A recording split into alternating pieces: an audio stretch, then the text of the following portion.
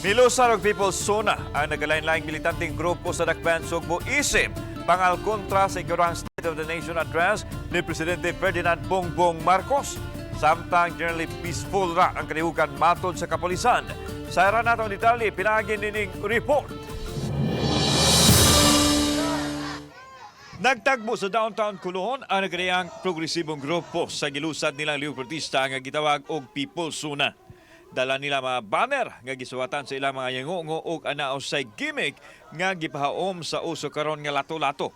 Diin ang nagdala gipakisama sa usa ka langyaw. Si BBM ug si Sara Duterte nga gipakita dire nga unsa sila ka puro ra hangin ang ilang ipang storya, no?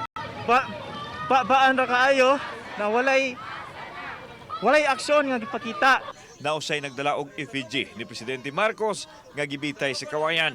Mura siya puppet siya sa US, no? Kay tungod nakita nato ang iyang mga polisiya karon na nag-agad siya sa US. Samtang mihatag sa ilang pagpamatbat ang mga representante sa nakadayang sektor, din susama ang ilahang gipalanog nga tingog.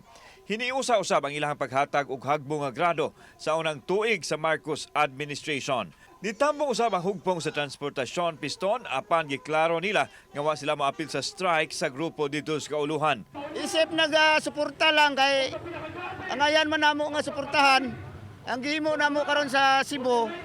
Ang among grupo diri sa Cebu nagkaiusa nga ang among protesta isip suporta dito.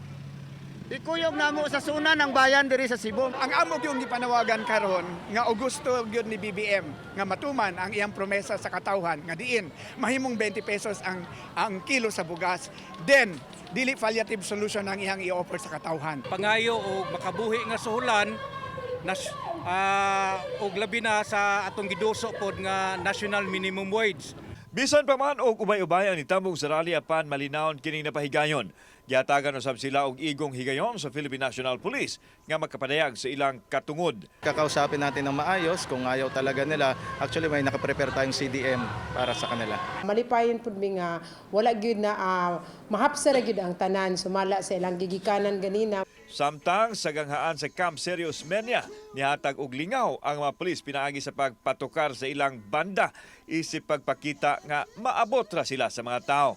Gitataw sa PRO7 nga dili kini pag-alkontra sa mga rallyista. Full alert status no ang PRO7 in accord with the SONA, but we are also looking at all areas in Central Visayas, not only here. Kauban si Rod Prado, ako si Alan Domingo.